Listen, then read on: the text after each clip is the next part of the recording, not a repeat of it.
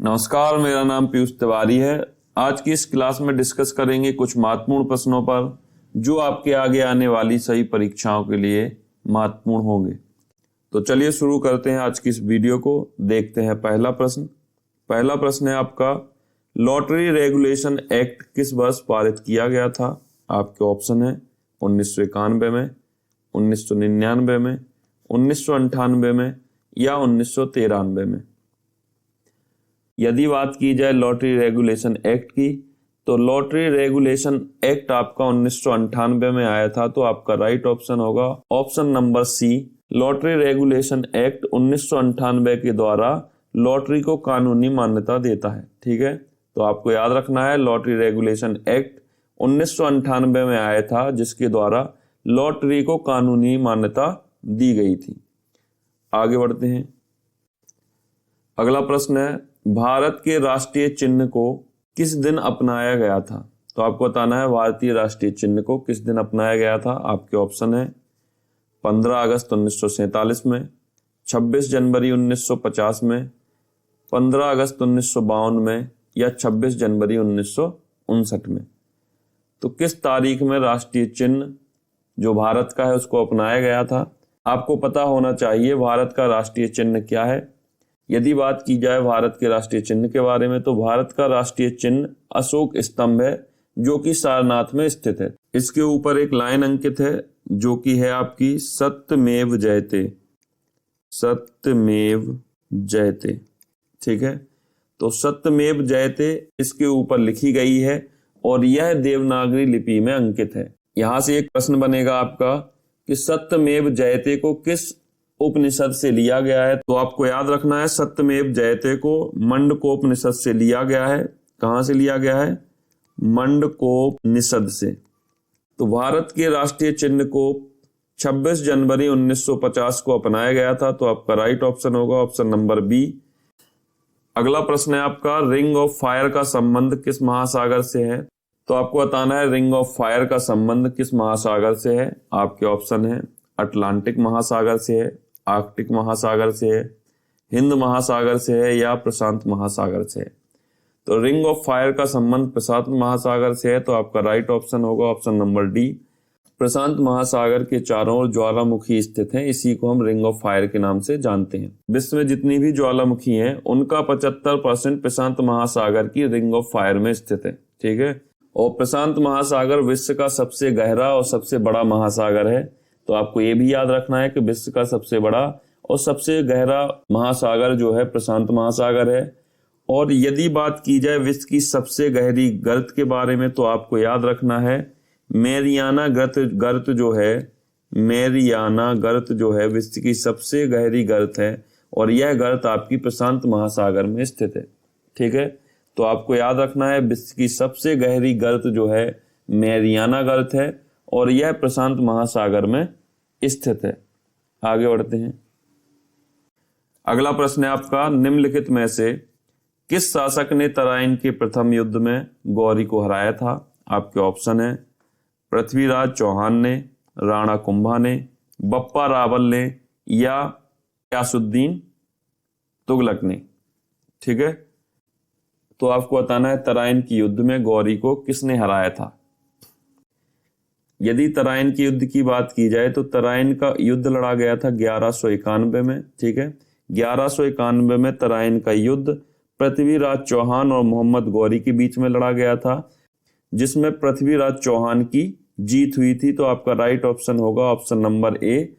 तराइन का युद्ध 1991 में लड़ा गया था और यह पृथ्वीराज चौहान और मोहम्मद गौरी के बीच में लड़ा गया था, जिसमें पृथ्वीराज चौहान की जीत हुई थी। तो आपका राइट ऑप्शन होगा ऑप्शन नंबर ए। और 1192 में तराइन का द्वितीय युद्ध हुआ था। तराइन का द्वितीय युद्ध पृथ्वीराज चौहान और गौरी के बीच में हुआ था, जिसमें गौरी ने पृथ्वीराज चौहान को हरा दिया था। तो आपको याद रखना है तराइन का पहला युद्ध 1191 ईस्वी में गौरी और पृथ्वी के बीच में हुआ, जिसमें पृथ्वीराज चौहान की जीत हुई थी। और तराइन का द्वितीय युद्ध जो हुआ था 1192 ईस्वी में हुआ था, जिसमें मोहम्मद गौरी ने पृथ्वीराज चौहान को हराया था। तो आपको दोनों युद्ध याद रखने हैं। अगला प्रश्न है आपका, भारतीय संविधान के निम्नलिखित में से किस संविधान संशोधन द्वारा अनुच्छेद 21A के तहत नया मौलिक कर्तव्य जोड़ा गया था?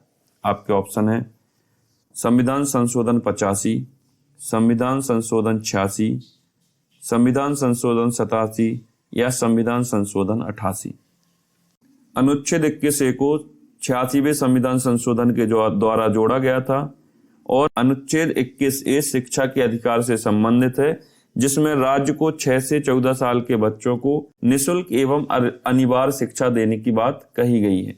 ठीक है, तो आपको याद रखना है अनुच्छेद 21A को 86वें संविधान संशोधन के तहत जोड़ा गया था और अनुच्छेद 21A जो है आपका शिक्षा के अधिकार से संबंधित है, जिसमें राज्य को कहा गया है कि 6 से 14 साल के बच्चे जो भी हैं आपके राज्य में उनको निःशुल्क एवं अनिवार्य शिक्षा देने की व्यवस्था की जाए। ठीक है, अगला प्रश्न है आपका, निम्नलिखित में से कौन सा एक प्रत्यक्ष कर है?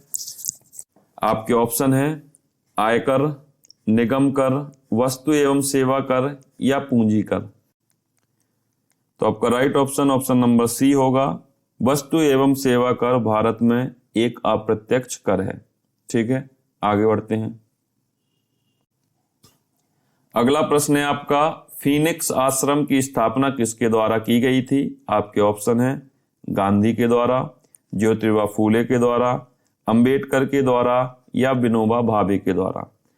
तो फीनिक्स आश्रम की स्थापना गांधी जी के द्वारा की गई थी, तो आपका राइट ऑप्शन होगा ऑप्शन नंबर ए। यहीं पे बात की जाए ज्योतिबा फूले की, तो ज्योतिबा फूले के द्वारा सत्य शोधक समाज की स्थापना की गई थी। सत्य शोधक समाज की स्थापना की गई थी ज्योतिबा फूले के द्वारा। और अंबेडकर जी की बात की जाए तो इन्होंने एनिहिलेशन ऑफ कास्ट नामक एक पुस्तक लिखी थी। ठीक है,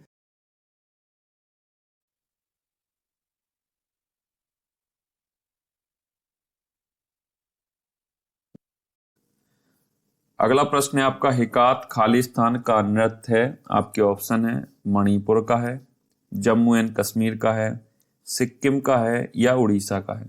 तो आपको बताना है हिकात नृत्य जो है वो किस राज्य से संबंधित है। यदि बात की जाए मणिपुर की, तो मणिपुर से संबंधित है आपका नूपा नृत्य, नूपा, और आपका है पुंग चोलमा। पुंग चोलमा नृत्य जो है आपके संबंधित है मणिपुर से। यदि बात की जाए जम्मू और कश्मीर की, तो जम्मू और कश्मीर से संबंधित है आपका हिकात नृत्य, तो आपका राइट ऑप्शन होगा ऑप्शन नंबर बी। यदि बात की जाए सिक्किम की, तो सिक्किम का नृत्य है आपका लिम्बो नृत्य, मास्क नृत्य और सुब्बा नृत्य। तो आपको याद रखना है लिम्बो, मास्क और सुब्बा जो नृत्य हैं आपके सिक्किम से संबंधित है। और उड़ीसा के नृत्य को देखा जाए तो उड़ीसा का लोक नृत्य है आपका रणप्पा, छऊ और आपका घुमारू। ठीक है, तो उड़ीसा से संबंधित नृत्य हैं आपके रणप्पा, छऊ और घुमारू। तो राइट ऑप्शन होगा आपका ऑप्शन नंबर बी। हिकात नृत्य जो होगा आपका जम्मू कश्मीर से संबंधित है। और जम्मू कश्मीर का एक और फेमस नृत्य है जिसको आपको याद रखना है, वह है राउफ। ठीक है, तो राउफ नृत्य जो है जम्मू कश्मीर से संबंधित है। अगला प्रश्न है आपका, ए पैसेज टू इंडिया किस अर्थशास्त्री के द्वारा लिखी गई थी? आपके ऑप्शन है E.M. फॉस्टर के द्वारा, दादा भाई नौरोजी के द्वारा, अशोक मेहता के द्वारा या G.B. मालसेन के द्वारा। ठीक है, तो आपको बताना है ये पैसेज टू इंडिया नामक पुस्तक किस अर्थशास्त्री के द्वारा लिखी गई थी। G.B. मालसेन के द्वारा इंडियन म्यूनिटी ऑफ 1857 नामक पुस्तक लिखी गई। ठीक है, तो G.B. मालसेन के द्वारा इंडियन म्यूनिटी ऑफ 1857 नामक पुस्तक लिखी गई। यदि बात की जाए अशोक मेहता की, तो अशोक मेहता के द्वारा द ग्रेट रिबेलियन नामक पुस्तक लिखी गई।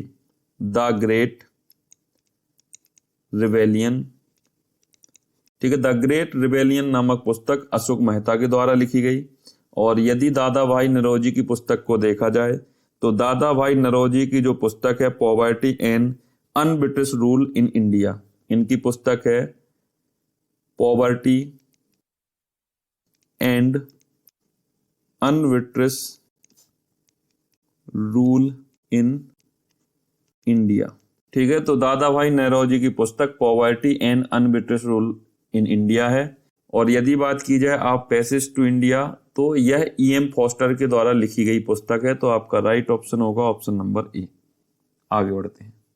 अगला प्रश्न है आपका, निम्नलिखित में से कौन सी कोशिकीय संरचना प्रोटीन संश्लेषण के लिए उत्तरदायी होती है? आपके ऑप्शन है माइटोकॉन्ड्रिया, गोल्जी काय, लाइसोसोम और राइबोसोम। यदि माइटोकॉन्ड्रिया की बात की जाए तो माइटोकॉन्ड्रिया को कोशिका का पावर हाउस कहा जाता है।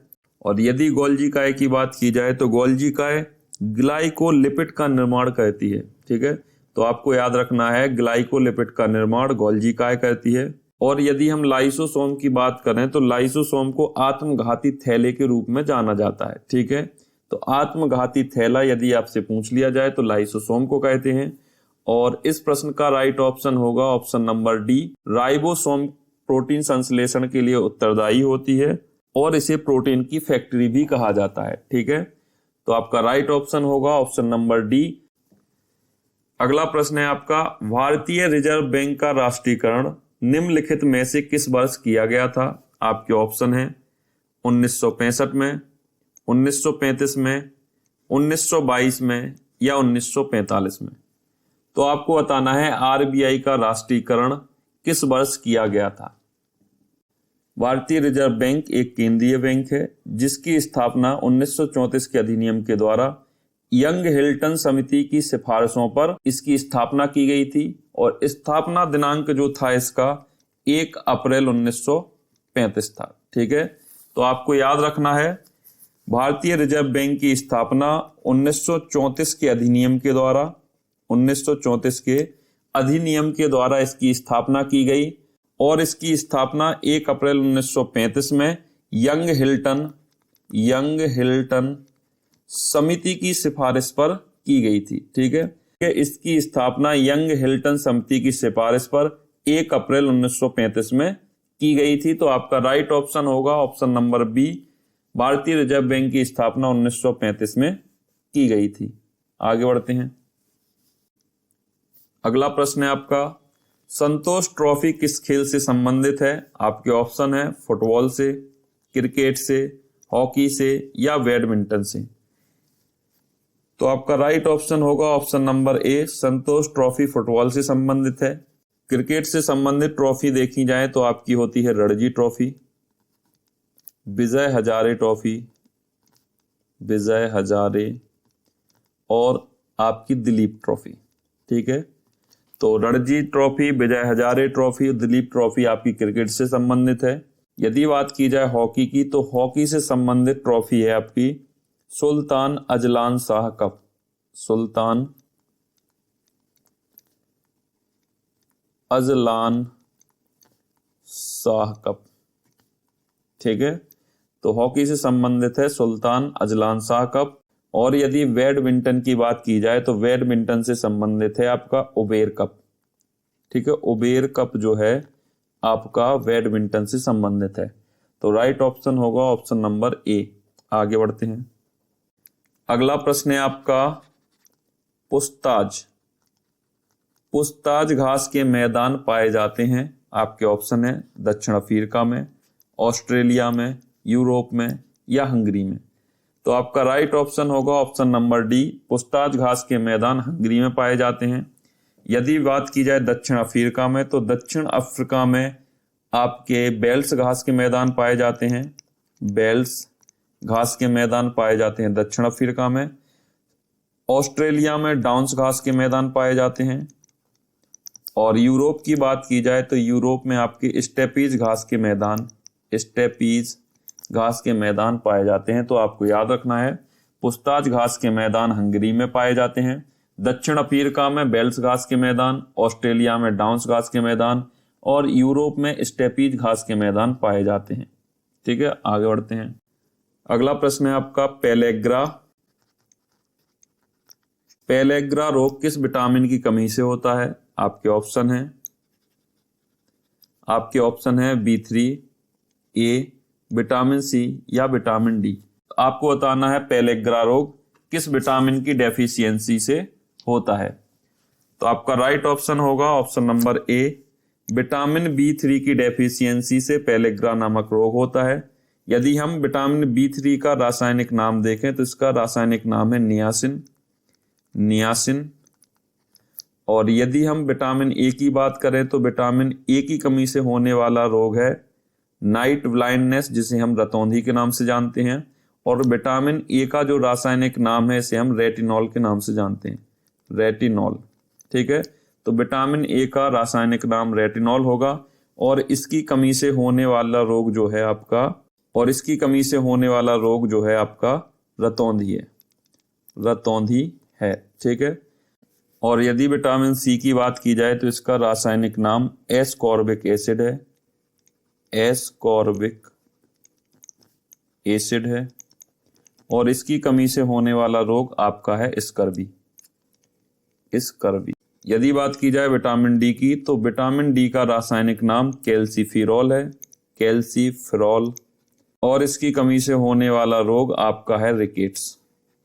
ठीक है, अगला प्रश्न है आपका सीमा एवं सड़क संगठन VRO किस राज्य में इस्पात स्क्रैप रोड का निर्माण करेगी? आपके ऑप्शन है अरुणाचल प्रदेश में, झारखंड में, मेघालय में या मणिपुर में। तो आपको बताना है BRO के द्वारा किस राज्य में इस्पात स्क्रैप रोड का निर्माण किया जाएगा। तो आपका राइट ऑप्शन होगा ऑप्शन नंबर बी, झारखंड में BRO के द्वारा इस्पात स्क्रैप रोड का निर्माण किया जाएगा।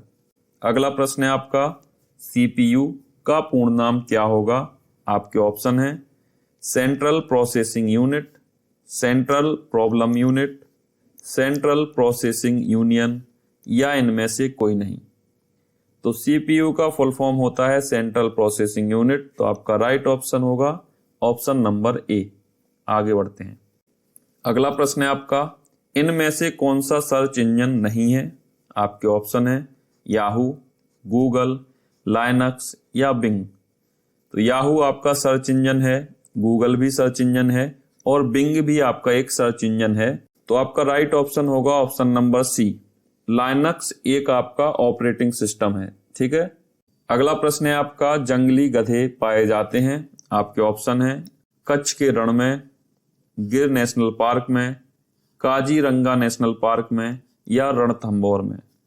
यदि बात की जाए रणथंभौर की तो रणथंभौर राजस्थान में स्थित है। काजीरंगा नेशनल पार्क की बात की जाए तो यह असम में स्थित है और एक सींग वाले गैंडे के लिए संरक्षित है। यदि बात की जाए गिर नेशनल पार्क की तो गिर नेशनल पार्क आपका है गुजरात में स्थित। और यदि बात की जाए कच्छ के रण की तो यह भी आपका गुजरात में स्थित है और जंगली गधे जो हैं आपके कच्छ के रण में पाए जाते हैं। राइट ऑप्शन होगा आपका ऑप्शन नंबर ए। अगला और अंतिम प्रश्न है आज का, विटामिन सी का अच्छा स्रोत है। आपके ऑप्शन है आंवला, दूध, सेब या अमरूद। तो आपका राइट ऑप्शन होगा ऑप्शन नंबर ए। ठीक है, तो आज के वीडियो में बस इतना ही। वीडियो अच्छा लगा हो तो लाइक शेयर सब्सक्राइब जरूर करें और वीडियो को अपने दोस्तों के साथ शेयर करें। धन्यवाद, जय हिंद।